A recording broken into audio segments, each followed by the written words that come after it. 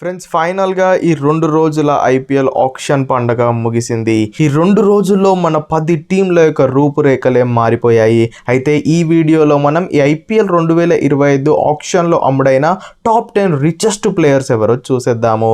10th పొజిషన్లో Jofra Archer ఉన్నాడు. IPL ఆక్షన్కి last మినిట్లో రిజిస్టర్ అయిన జోఫ్రా ఆర్చర్ 2 కోట్ల బేస్ ప్రైస్తో ఆక్షన్లోకి వచ్చాడు. కానీ జోఫ్రా ఆర్చర్ 12 కోట్ల 50 లక్షలకి రాజస్థాన్ రాయల్స్కి అమ్ముడయ్యారు. ఇనిషియల్గా ఆక్షన్ మొదలైనప్పుడు ముంబై అండ్ ఎల్ఎస్జి టీం ఈయన కోసం పోటీ పడ్డారు. బట్ 8 కోట్ల 25 లక్షల దగ్గర ఎల్ఎస్జి డ్రాప్ అయిపోయింది. 12 లక్షల వరకు ముంబై అండ్ రాజస్థాన్ పోటీ పడి ఫైనల్గా రాజస్థాన్ రాయల్స్ 12.5 కోట్లకి ఈ జోఫ్రా ఆర్చర్ని సొంతం చేసుకుంది.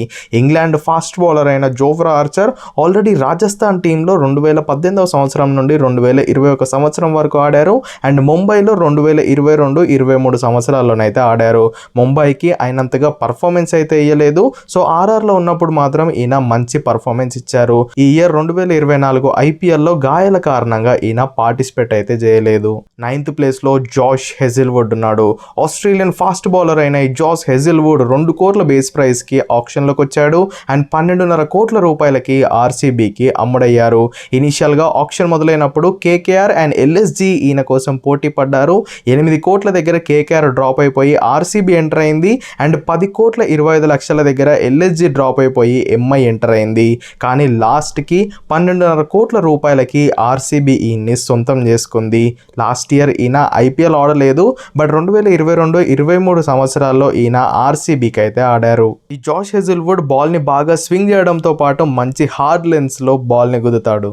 8th ప్లేస్లో ట్రెంట్ బోల్ట్ ఉన్నారు. న్యూజిలాండ్ స్టార్ బౌలర్ అయిన ట్రెంట్ బోల్ట్ 2 కోట్ల రూపాయల బేస్ ప్రైస్కి ఆక్షన్లోకి వచ్చారు. అండ్ ముంబై ఇండియన్స్ ఈయనని 12.5 కోట్ల రూపాయలకి పర్చేస్ చేసింది. ఆక్షన్ మొదట్లో Rajasthan Royals and LSG team ఈయన కోసం పోటీ పడ్డారు. 6.5 కోట్ల దగ్గర ఎల్ఎస్జి డ్రాప్ అయిపోయింది. ముంబై ఎంటర్ అయింది. తర్వాత 12.5 కోట్ల దాకా ముంబై అండ్ ఆర్ఆర్ అయితే పోటీ పడ్డారు. ఫైనల్ గా ముంబై ఇండియన్స్ 12.5 కోట్ల రూపాయలకి ట్రెంట్ బోల్ట్ ని దక్కించుకుంది. ట్రెంట్ బోల్ట్ ఎంత మంచి బౌలర్ మనందరికీ తెలుసు. ఎస్పెషల్ గా పవర్ ప్లే లో ఈయన చాలా బాగా వికెట్లు తీస్తారు. 2020-2021 సంవత్సరంలో ఆయన ముంబైకి ఆల్రెడీ ఆడారు. అండ్ లాస్ట్ 3 సంవత్సరాలుగా ఆయన రాజస్థాన్ టీంలో ఆడుతున్నారు. 7th ప్లేస్ లో కేఎల్ రాహుల్ ఉన్నాడు. భారీ ఎక్స్పెక్టేషన్స్ తో ఆక్షన్ లోకి వచ్చిన కేఎల్ రాహుల్ 14 కోట్ల రూపాయలకి డీసీకి అయితే అమ్ముడయ్యాడు. 2 కోట్ల బేస్ ప్రైస్ తో ఈయన ఆక్షన్ లోకి వచ్చారు. అండ్ 14 కోట్ల రూపాయలకి ఢిల్లీ క్యాపిటల్స్ ఈయన్ని సొంతం చేసుకుంది. ఇనిషియల్ గా ఆక్షన్ లో ఆర్సీబీ అండ్ కేకేఆర్ ఈయన కోసం పోటీ పడ్డారు. బట్ 10.5 కోట్ల దగ్గర ఆర్సీబీ డ్రాప్ అయిపోయింది. చాలా మంది కేఎల్ రాహుల్ ని ఆర్సీబీ తీసుకుంటే బాగుండు అనుకున్నారు. బట్ ఆర్సీబీ ఎనీహో డ్రాప్ అయిపోయింది. సో అక్కడ నుండి కేకేఆర్ అండ్ డీసీ అయితే పోటీ పడ్డారు. 12 కోట్ల 22 లక్షల దగ్గర సిఎస్కే కూడా ఈయన కోసం అయితే ట్రై చేసింది. 12 కోట్ల 25 లక్షల నుండి సిఎస్కే అండ్ డీసీ పోటీ పడితే 14 కోట్ల దగ్గర డీసీ ఈయన అయితే దక్కించుకుంది. ఢిల్లీ టీం ఎలాగో పంత్ను వదిలేసింది కాబట్టి వాళ్ళకు ఒక wicket keeper batsmen and captain కూడా కావాలి కాబట్టి కేఎల్ రాహుల్ అక్కడ పర్ఫెక్ట్ గా ఫిక్స్ అవుతాడు. సో 14 కోట్లు పెట్టి ఢిల్లీ టీం కేఎల్ రాహుల్ అయితే తీసేసుకుంది. లాస్ట్ 3 సంవత్సరాలు ఆయన ఎల్ఎస్జి టీం కి అయితే ఆడారు. అండ్ కేఎల్ రాహుల్ ఎంత కూల్ గా క్యాప్టెన్సీ చేస్తాడో మనందరికీ తెలుసు. 6th ప్లేస్ లో జాస్ బట్లర్ ఉన్నాడు. జాస్ బట్లర్ ఇంగ్లాండ్ కి చెందిన వికెట్ కీపర్ అన్నమాట. 2 కోట్ల బేస్ ప్రైస్ తో ఈయన ఆక్షన్ లోకి వచ్చాడు. And Gujarat Titans Jos Buttler ని 15 కోట్ల 75 లక్షలకి సొంతం చేసుకుంది. ఆక్షన్ స్టార్టింగ్ లో Rajasthan Royals and Gujarat Titans ఈయన కోసం అయితే పోటీ పడ్డారు. బట్ 9 కోట్ల 75 లక్షల దగ్గర పంజాబ్ కింగ్స్ కూడా ఆడయ్యారు. సో అక్కడ నుండి పంజాబ్ కింగ్స్ అండ్ జీటీ అయితే పోటీ పడ్డారు. 13 కోట్ల 75 లక్షల దగ్గర పంజాబ్ డ్రాప్ అయిపోయింది. ఎల్ఎస్జి వచ్చింది. బట్ ఫైనల్ గా 15 కోట్ల 75 లక్షలకి జీటీ ఈయననైతే సొంతం చేసుకుంది. జాస్ బట్లర్ కి ఇప్పటికే ఐపీఎల్లో 7 సెంచరీస్ ఉన్నాయి. అండ్ ఈయన క్యాప్టెన్సీ కూడా చేయగలుగుతారు. మంచి ఓపెనర్ అని చెప్పుకోవచ్చు. జాస్ బట్లర్ 2018 నుండి అంటే 8 సంవత్సరాలు ఆర్ఆర్ టీమ్ కి ఆడారు. సో నెక్స్ట్ ఇయర్ నుండి జీటీ టీమ్ కి అయితే ఆడబోతున్నారు. 5th ప్లేస్ లో యుజ్వేంద్ర చహల్ ఉన్నాడు. 2 కోట్ల బేస్ ప్రైస్ తో వచ్చిన యుజ్వేంద్ర చహల్ పంజాబ్ కింగ్ టీమ్స్ కి 18 కోట్లకైతే అమ్ముడయ్యాడు.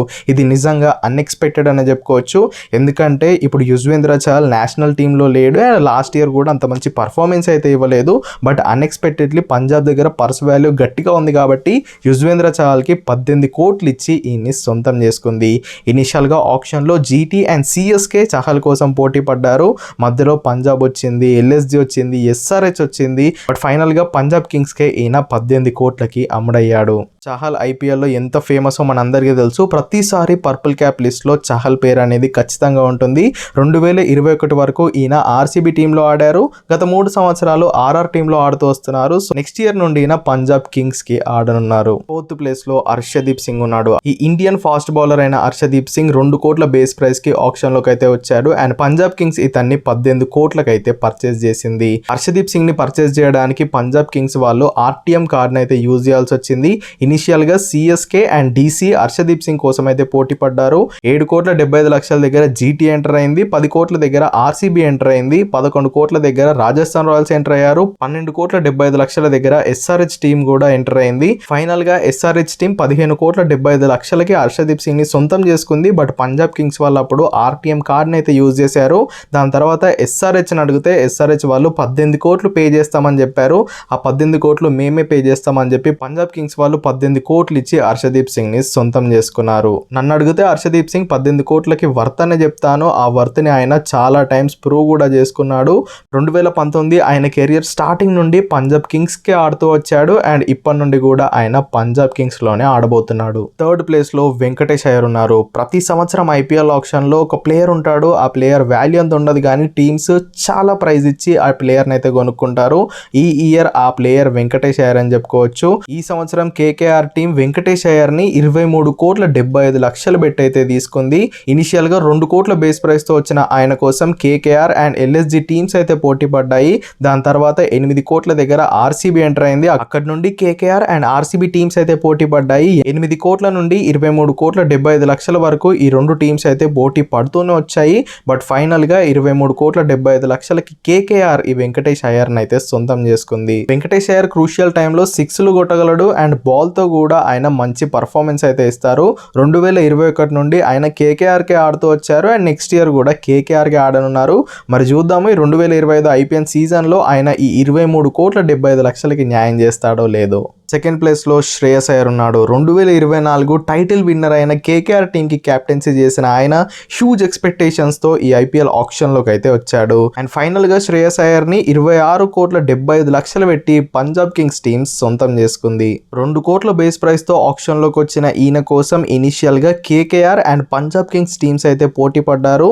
మధ్యలో ఢిల్లీ 7.5 కోట్ల దగ్గర వచ్చింది. తర్వాత పంజాబ్ కింగ్స్ అయితే అక్కడ నుండి లెఫ్ట్ అయిపోయింది. దాని తర్వాత 10 కోట్ల 25 లక్షల దగ్గర పంజాబ్ కింగ్స్ మళ్ళీ ఆప్షన్ లోకి వచ్చింది. 10 కోట్ల 25 లక్షల నుండి 26 కోట్ల 75 లక్షల వరకు పంజాబ్ కింగ్స్ అండ్ డీసీ టీంలు అయితే పోటీ పడ్డారు. ఫైనల్ గా పంజాబ్ కింగ్స్ టీం అయ్యర్ ని 26 కోట్ల 75 లక్షలకి అయితే సొంతం చేసుకుంది.